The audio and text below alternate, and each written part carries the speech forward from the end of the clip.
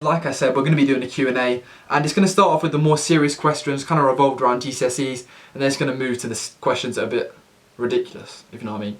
So yeah, let's start. So Wonderbear 13, what set were you during GCSEs, and how many sets were there in your classes? Now for maths, I was set 1 for ages, and then just before my exam, I got moved down to set 2. Now that was about a few months before my exam, and I went from a C to an A star in that period, obviously because I had a better teacher, one that clicked personally more with me. So I was set 2 for maths to finish year 11, and there was 7 sets in maths. Now, one was really smart, 2, 3 were average, 4, 5 were kind of lower average, and then set 6 and 7 were just quite, I don't want to be rude, but quite retarded basically, because like they were getting their names of shapes wrong still, like it was that bad. Okay, Restart Arc asks, how do you substitute your time between revising, gaming and socialising? For example, how many hours do you revise per day? Now yesterday I done 6 hours, today I've done about 3, and then after school now I try and stay at school till 6 so I get like an extra 2 done probably each school day.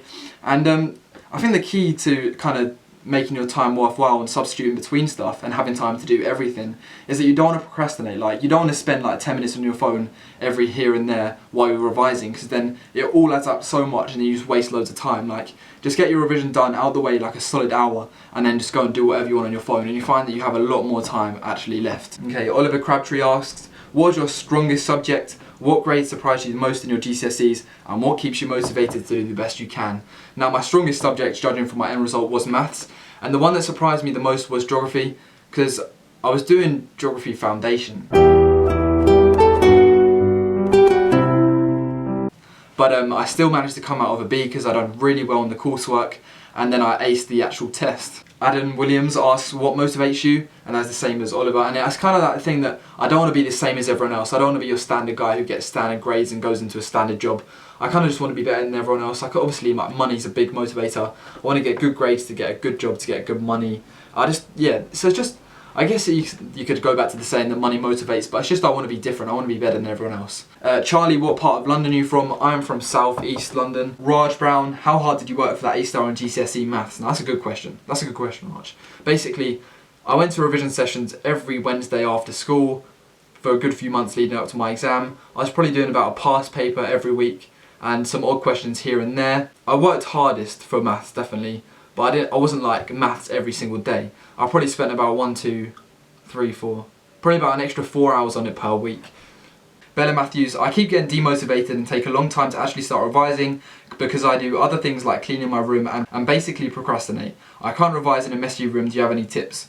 To be honest, yeah, I'd say going to the library or staying at school to do a bit of revision after school is really good, because I know what you mean, because I can't revise at home either. It's not for it's a messy room, but it's just the fact that my mum just gets on my case, and like when people are on my case, it just makes me angry, and then once you're stressed and angry, you can't revise. So I say going to the library is a good concept. Always just leave your phone at home, head to the library, you actually get work done, or even staying at school. I don't know if your school has like that facilities though, but yeah.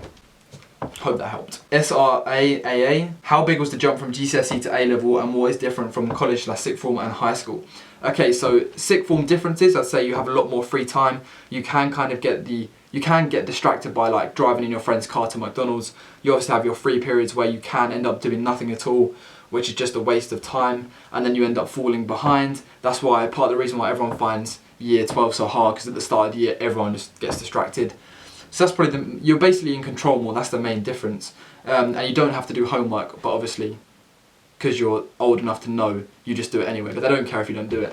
And how big was the jump to GCSE to A-level?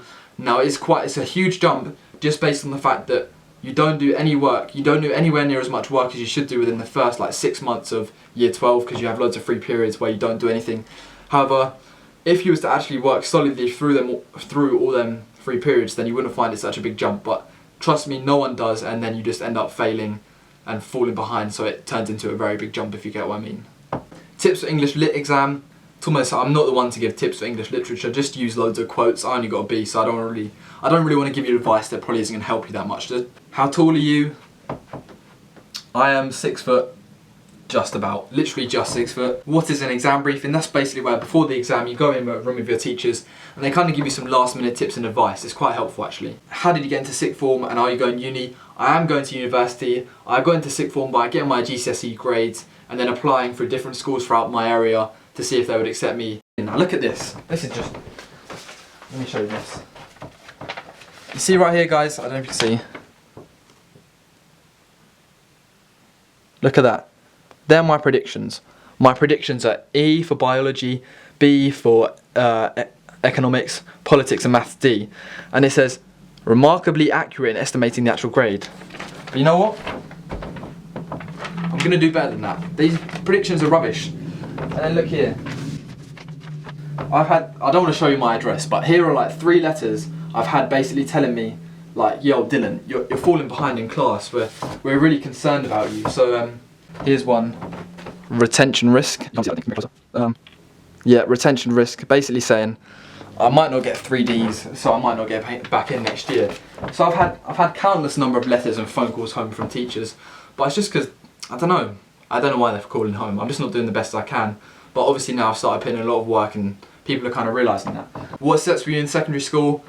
I've already said this, if not, I'll do it again. Maths, I ended up in 2, Science 2, English 2, and yeah, they're the main ones you really need to know. Hi, I'm in year 10, I'm extremely worried and stressing and panicking for my GCSE since I have quite bad anxiety. And do you have any advice for dealing with that sort of stuff? Stress, anxiety. And to be honest, I never really suffered it with that badly. I'd say to deal with like stress and anxiety, you just want to be confident in yourself that from now to your exam, you want to revise as much as you should have, so that when you get your exam result, even if it's not as good as you hoped, you know you've done as much as you wanted to. You don't want to go in there thinking, oh, I should have done more, that's why I got a bad grade, because that is the worst thing, just having regrets. And did you revise every single topic to achieve A star in maths? Now, no I didn't. Now hear me out, because basically what I did was, I made sure I was familiar with every topic, but I didn't revise it. I only revised topics that I knew were likely to come up, and ones that I had no clue what to do at all.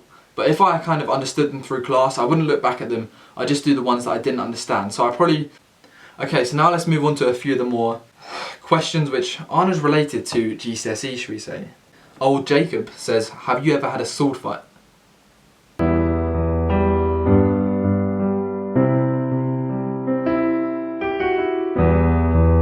No, I don't... Inside joke there, guys. Yeah. Jacob, if you're watching this, yeah.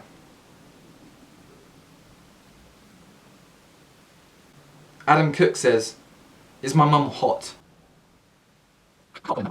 Unfortunately, Adam, I refuse to comment on that issue. Habib Nur says, can you do the dab? So basically, no, I cannot do the dab. I just tried it in front of camera and I realised how much of an idiot I look, so I'm not even putting that in the video. So unfortunately, no. Are you better than me at COD? 1v1 me, I'll wreck you. I haven't got anything to lose yet. I'm one of the best quickscopers around, you know. Anyone wants a quickscope challenge, yeah? Add my PSN. And Omar R24, yeah? Yo, I would wreck you. 1v1 me tonight if you're watching, yeah? 1v1 me tonight. But yeah, guys, thank you for watching this video. Be sure to like, maybe 50 likes, that would be amazing, like goal. And yeah, stay subscribed to the channel.